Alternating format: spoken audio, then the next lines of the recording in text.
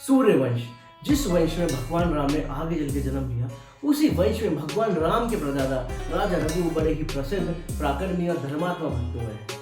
उनकी प्रतिष्ठा इतनी थी कि भगवान राम बाद में इनके नामों से भी जाने गए, जैसे रघुवर, रघुनाथ, रघुपति, रघुवंशी आदि नाम जो लोगों के बीच में सुप्रसिद्ध हैं। तो आइए महाराज रघु की जीवन शैली से एक कथा सुनते हैं जो महाराज रघु के चरित्र, पराक्रम और दानवीरता का प्रख्यान करती है। तो कथा आरंभ करते हैं।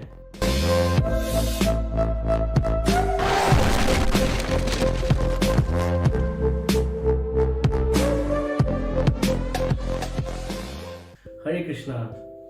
तो आज की सुंदर कथा नामादास जी की पुस्तक भक्तमाल से ली गई है, जो कि 16वीं 17वीं सदी के बीच में एक महान संत हुए हैं। तो कथा इस प्रकार है। सूर्यवंश में जैसे विवासवान, इक्ष्वाकु, दशरथ, भगवान राम आदि राजा हुए हैं, उसी प्रकार राजा रघु बड़े ही महान राजा हुए हैं। और तो और सूर्यवंश इन्हीं के नाम से प्रसिद्ध हुआ। इन्होंने अपनी वीरता से समस्त पृथ्वी को अपने अधीन कर लिया था। चारों दिशाओं में दिग्विजय करके ये पूरी पृथ्वी के एक अकेले सम्राट हुए। राजा रघु बड़े ही प्रजावत्सल राजा थे, और उसका प्रमाण ये था कि वे समस्त पृथ्वी की प्रजा से किसी भी तरह का कोई कर वसूल नहीं करते थे। एक बार की बात है, राजा रघु अपने दरबार में बैठे हुए थे कि उनसे मिलने कौत्स नाम के एक स्नातक ऋषि कुमार आए। स्नातक मतलब जो लोग ब्राह्मण स्टडीज में ग्रेजुएट हो जाते हैं, उन्हें स्नातक कहते हैं। तो अपने यहाँ स्नातकों को देखकर महाराज ने उनका विधि पूर्ण स्वागत सत्कार किया, उनकी पूजा की। ऋषि कुमार ने भी विधिवत उनकी पूजा ग्रहण करी और कौशल मंगल पूछा। थोड़ी देर कुछ प्रसाद ग्रहण करने के बाद ऋषि कुमार वहां से चलने लगे। तब महाराज रघु ने कहा, हे ब्राह्मण देव, क्या मैं आपके यहाँ आने का उद्देश्य जान सकता हूँ? ऋषि कुमार बोले, हाँ राजन, मैं एक उद्देश्य से ही आपके पास आया था। मैंने आपके दान की अनेकों ख्याति सुनी है कि आप सर्वश्रेष्ठ दानी हैं, किंतु मैंने ये भी सुना है कि आपने एक यज्ञ में अपना समस्त वैभव दान कर दिया है।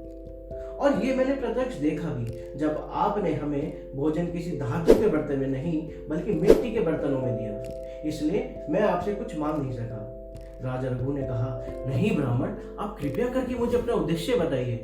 मैं अपनी क्षमता के अनुसार अवश्य ही उसे पूर्ण करने का प्रयास करूंगा।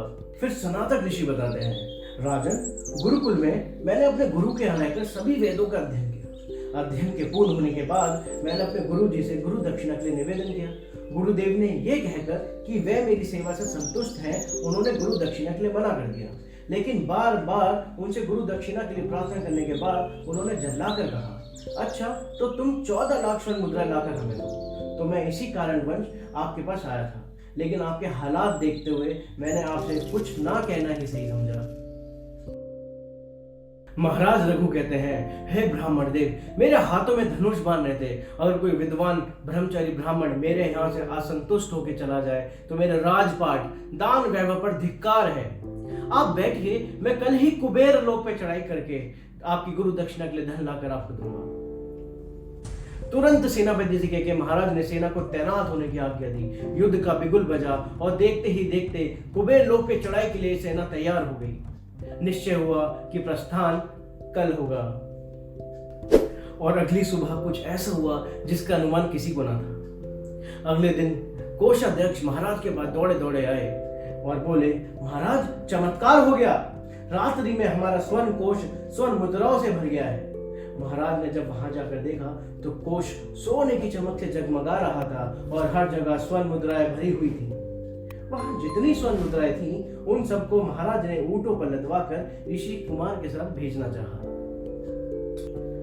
ऋषि कुमार ने जब स्वर्ण मुद्राओं को देखा तो उन्होंने राजा रघु से कहा, महाराज, मुझे मेरे गुरु के आदेश अनुसार केवल 14 लाख स्वर्ण मुद्राएं ही चाहिए। ये मुद्राएं तो जरूरी संख्या से बहुत अधिक हैं, ये मैं नहीं ले सकता।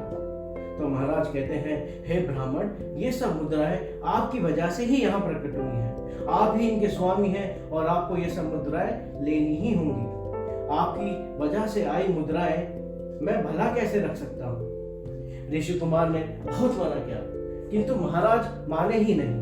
अंत में ऋषि कुमार को जितनी मुद्राएं चाहिए थी, वे उतनी लेके अपने गुरु के पास चले गए। शेष जो धन बचा था वह सब ब्राह्मणों को बांट दिया गया। दोस्तों, ऐसा राजा पृथ्वी पर कौन ही होगा जो इस तरह से ब्राह्मणों की इच्छा को पूर्ण करे। भगवान के भक्त ऋषि कुमार को संतुष्ट करने के लिए कुबेर लोक तक चढ़ाई करने को तैयार हो जाए। सच में धन्य है राजा रघु और समस्त रघुवंश। बाद में अपने जीवन के अंत में राजा रघु अपने पुत्र अजा को राज्य देके तपस्या करने वन में चले गए।